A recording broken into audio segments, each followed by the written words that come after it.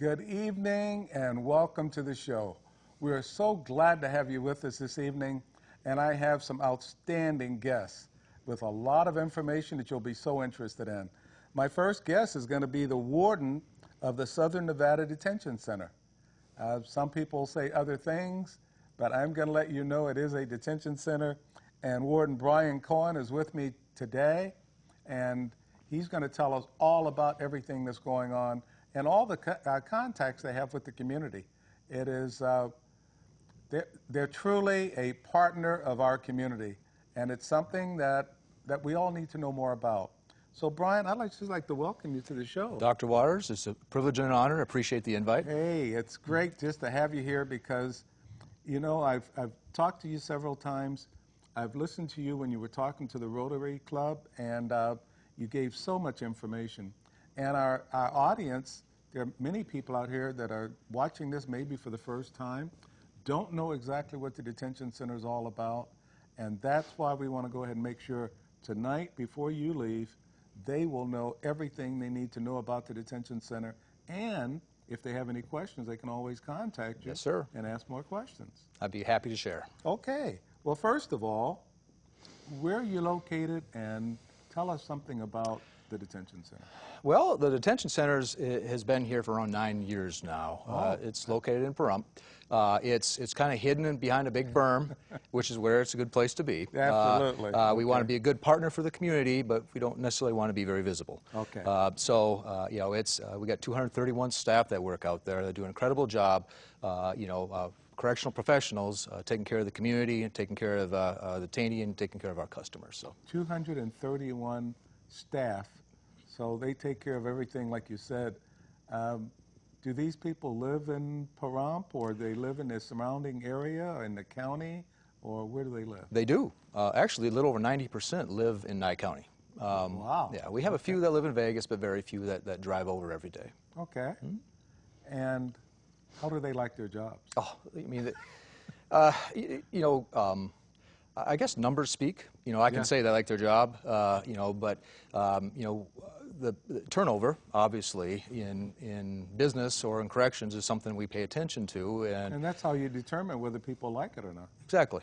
And our turnover, actually, as of last month, was 14.6%. Wow, that's which, low. in corrections, if you can get below 30%, you're doing pretty good.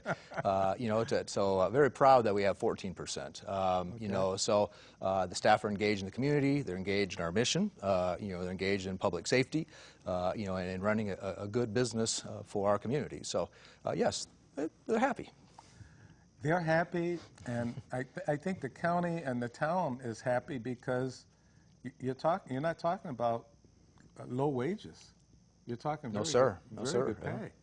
Yeah, correctional officers start out at $28, $25 an hour right now. Wow.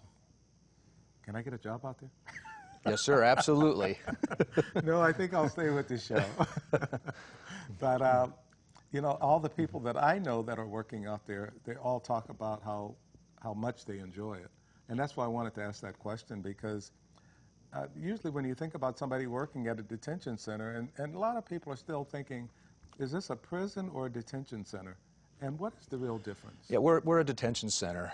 Prisons are in the corrections world, are long-term stay places. So our turnover, typically, we're a hub for U.S. Marshal Service for the Western United States. So last year we had a little over 18,000 ins and outs.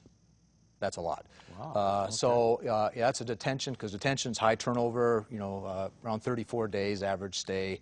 Where a prison, I mean, they could be there, 10, 20 years. The prisons are the long term. We're just a holding center, for the courts on what they decide what they're going to do with the U.S. Marshal detainees. We also have some ICE, some immigrants that are there, but they're very high turnover.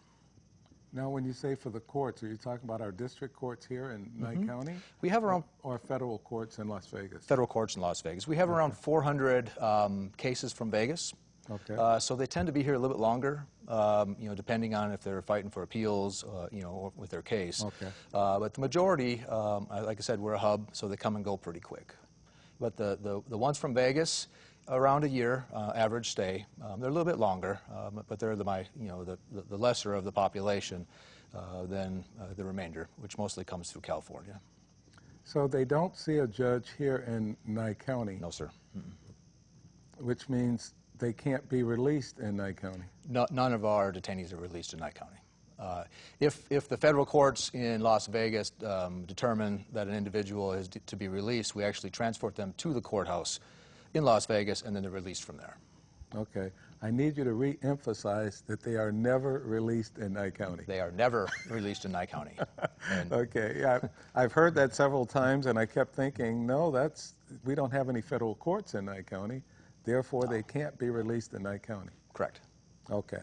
So you've heard that, and you heard it from the warden, and you heard him repeat it.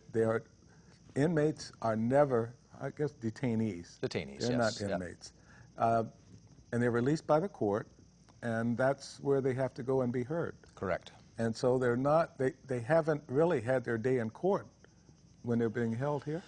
That's not necessarily true. I mean, if they're a Vegas case and they're fighting or they're appealing their decisions, they'll have their day in court in Las Vegas. But if they're from Sacramento, per se, and they've been designated to the Bureau of Prisons, they come here, they're already convicted, they're already sentenced. Okay. They're just held here for a little time until they decide where they're going to go in the Bureau. So, but the majority, their case is concluded.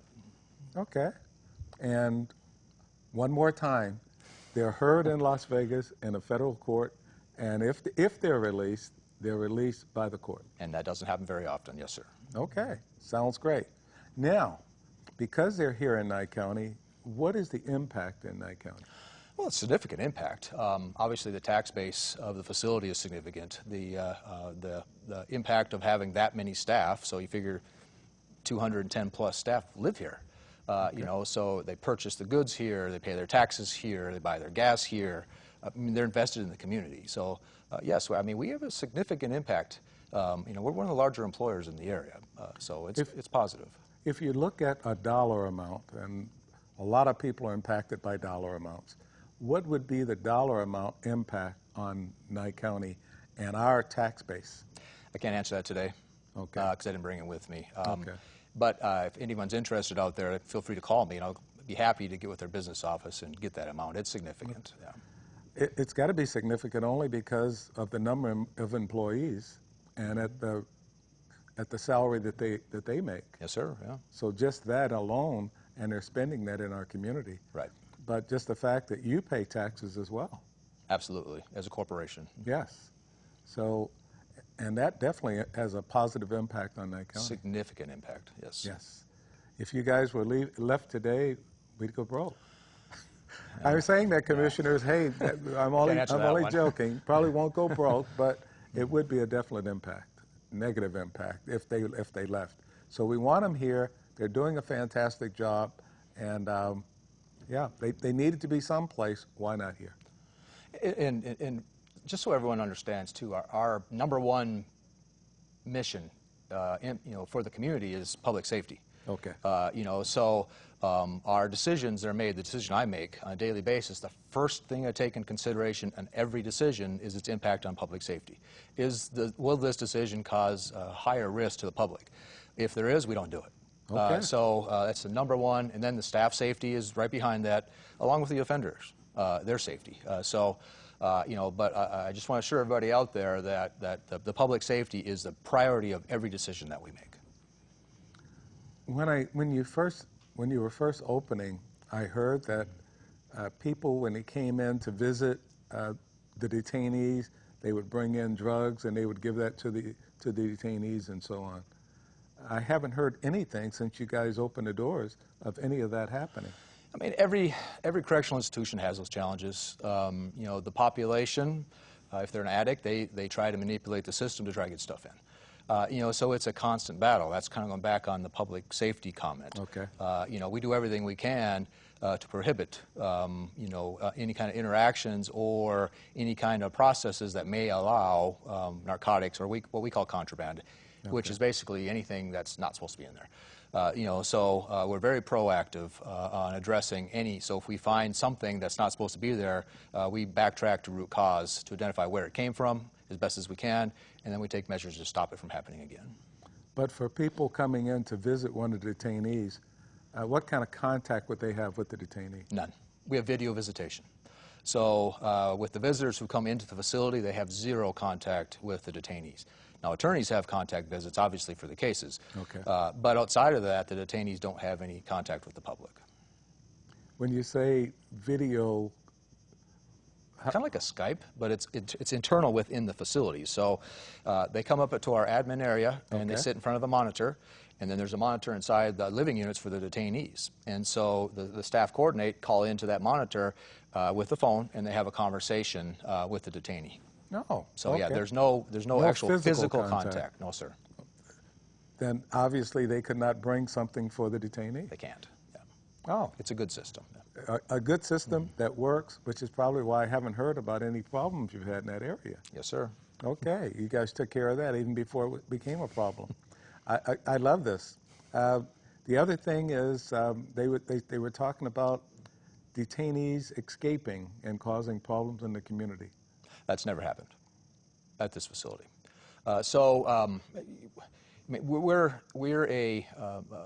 In all of our facilities countrywide, we're very proactive about our perimeter securities and taking measures to prevent that from happening. In our facility, our fence is actually, it's electric. Now, it's not the type that's going to really hurt you, but it's like a farmer's fence. Uncomfortable. It's pulses. Yeah. Yes. But the beauty of the fence is we always know if somebody's there. So if somebody touches it, it won't hurt them per se. It'll hurt. But it says, hey, pay attention to zone X because somebody's there, and then we have an armed perimeter that drives around all day long, and they go in to address it. Now, since I've been here, that's not been necessary, but we do take that very seriously. Okay, so since it has never happened and no escapees, and so you don't have those problems. Well, management-wise, programs is a big part of our security program. I'd be glad to expound on that if necessary. We're going to come back in the next session, and we're going to talk about this some more, so come back and join us. Thanks, everybody. Welcome back. We're glad to have you back with us. I have Brian Cohen. He's the warden at the Southern Nevada Detention Center, and we were just talking about some of the positive things how they impact our community, and the fact that they are community partners that do so much for us. But Brian, you were talking about some other positive things that you have, some other programs you have. Yes, sir. Recidivism in our country is an issue. What is that? It's return to the system. Okay. So when a detainee finishes their commitment to society based off of the court sentence, they go back to our communities and then they reoffend and they come back inside. So the latest numbers within 9 years, and they break it down to 3 and 5 years too, but within 9 years, over 80% come back in the system. They're rearrested. So, and that's a problem. That's a significant problem for our society. Although we're a detention center, we take that seriously, and we have some significant programs for the offenders to help them process through why they're there, and maybe hopefully get them to think differently and maybe make different decisions so they don't come back inside the system. Okay. We put a lot of resources towards that. What kind of programs do you actually have? Quite a bit. We have our religious programs. We have 39 volunteers that come into the facility to facilitate faith-based programs, which has a massive impact, on the population. Okay. We have most of our programs we try to do 6 weeks or less. So we can't do a GED program, for example. Okay. It would take too long. Now we do GED prep. So if they go on to the Bureau of Prisons, that they have a better chance of getting their GED while they get there. Excellent. Okay. But we do a lot of 6 week or less, so parenting skills, anger management, they're significant. We do, in fact, I personally do with our mental health coordinator PTSD. Now, I'm a veteran. It started off as the veterans program, but we found that PTSD is obviously is a huge problem in our society, and it's bigger than just veterans. Okay. On average, we have 20 detainees voluntarily come to our program every week, and we talk about PTSD. We talk about the impacts on it. We talk about the effects, and help them process through. So hopefully that doesn't affect them when they're released, which obviously would make them part of that 80% again. Okay. We do our recreation programs, which are beneficial, more for exercise, of course, a healthy body, healthy mind. Sure.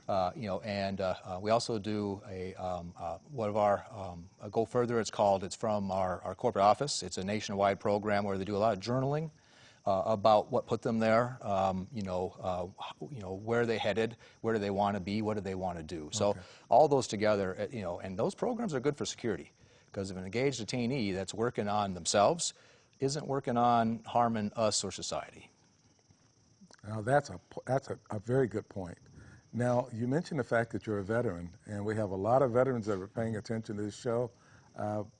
What branch? And tell us something about your military background. Yes, sir. United States Marine Corps, hoorah. Uh-oh, look out. Yeah. We got a lot of Marines out there. I was active duty, 0331 machine gunner. And then when I was discharged, I got commissioned in the Army, and I was an infantry officer in the National Guard. So Marine Corps to the Army. So Army guys, Marines, hey, that's what it's all about. As I'm sitting next to the Air Force colonel here, yeah. But I had fun. I had fun serving with both. Always saying that I'm glad I'm in the Air Force. I didn't have to live in a tent most of the time. Air When conditioning. I lived with the Army, I had to live in a tent, and I said, this is temporary. So, hey, that's what it's all about. Now, the company you work for, you said corporation several times. What company is it? I work for a nationwide corporation called Core Civic. Used to be called CCA, Corrections Corporation of America, but a couple years ago they changed the name. Okay. Been with the company for 26 years. Okay. A very long time. So pretty much discharged from the Marine Corps, went to college, got my bachelor's degree, and started working for them. Excellent. Okay. And Core Civic, you say they changed the name, and now they're Core Civic, and where are they in the United States? All over? They're all over. I mean, there are some states that prohibit them from being in there, but for the most part, they're all across the United States. I believe there's 60 secure facilities like ours, and then there's, and I can't give you the numbers, reentry. We have a whole lot of reentry facilities and capabilities within the company, too. Very proud to work for them, very ethical company. And I wouldn't be with them for 26 years if they weren't. So. Well, that's a fact. Yeah. Okay. And, well, talk about some of the other things as far as how you transport the detainees from your facility to the court system. I mean, I have to be careful security-wise how much I disclose on transportation, obviously, but often. I mean, we're constantly moving back and forth to the courts. We have armed security while we do that. Lots of communications, very military-like as far as transportation. So, but it's a for the most part, a daily occurrence. Daily occurrence. I guess, and most of us don't see all of that. Why don't we know what's going on? Well, if we're doing our job correctly, providing safety and security for our communities, you won't know. I mean, that's perfect. We're there to be quiet. We're there to help the community with our tax base, with our employment, but we're here to be kind of silent. To do our responsibility, for the courts and for our customers, and go about our daily business. So if you don't know, that's probably a good thing. I love that part. Like I said, before you open the doors, there was all kinds of speculation on what it's going to be like. And now that doors have been open for all these years, and we don't hear anything. And that tells me things are looking good. I have another positive note, if you wouldn't mind me sharing. What we're doing right now is Sleep in Heavenly Peace, which is a nonprofit in our community, and they make beds for the children of Nye County who don't have a bed to sleep on. Okay. And there's a significant number out there. So we actually started a fundraiser with the population where we sell food, free world food items to them, increase the cost to it, and then 100% of that goes back to Sleep in Heavenly Peace. So we're right around $3,000 now. So our plan for the community is actually, in cooperation with them, is to buy the materials, bring them inside the fence, and then have the detainees make the beds. And then once the beds are made, staff are going to help. I'm going to help. The Sleep in Heavenly Peace folks come pick them up, and then they deliver them to the community.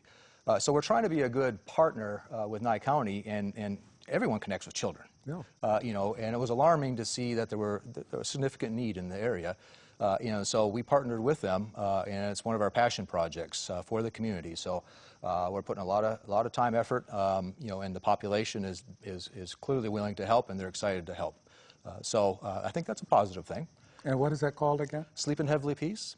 Sleep in Heavenly Peace. Yeah, it's a local nonprofit. Okay.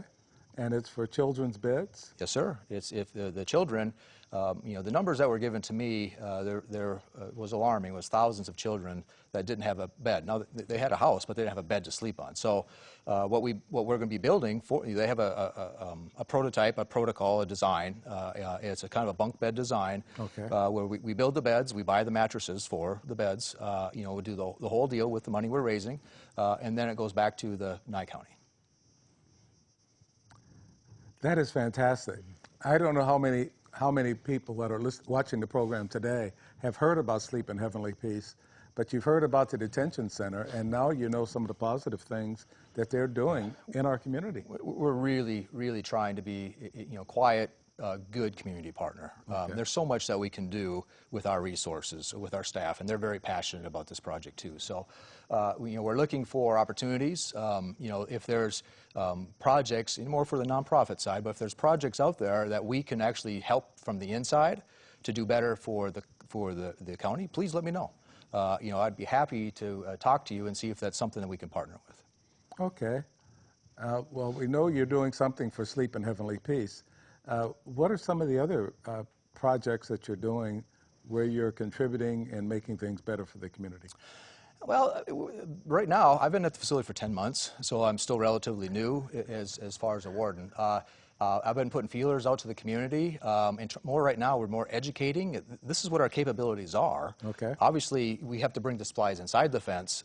The population can, put whatever that is together or design or help, which they're more than happy to do. So right now, it's more of a communications stage. What's out there? I mean, is there anything in the community that we can help with?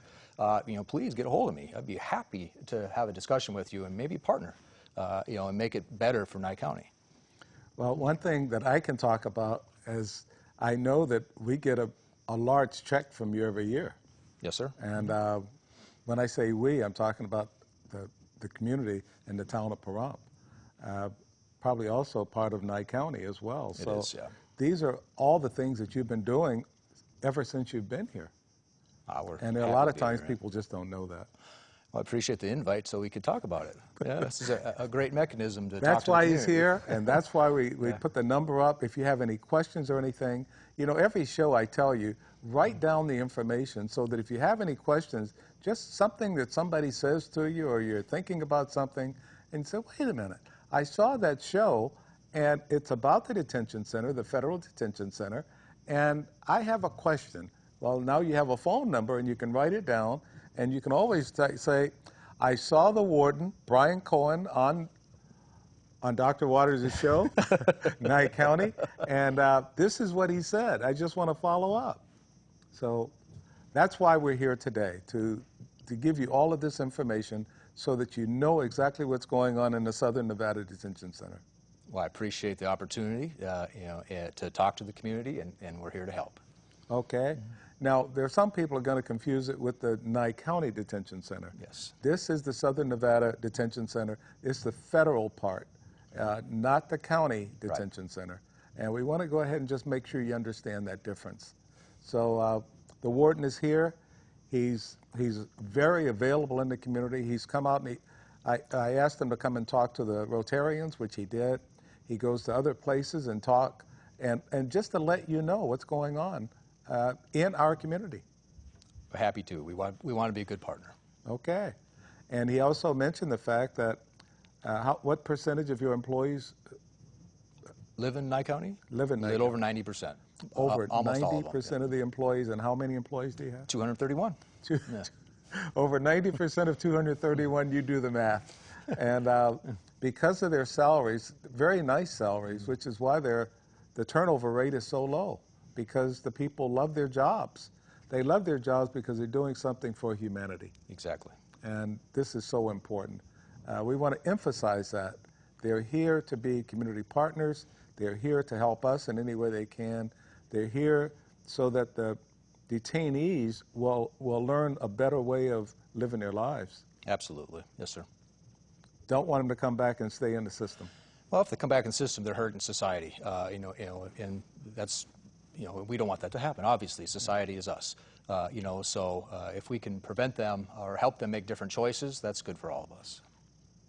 And that works. The programs they have, whether it's faith-based or all the other things they have to help the detainees, and I'm not going to call them inmates because that's not what they are. They're detainees at the detention center.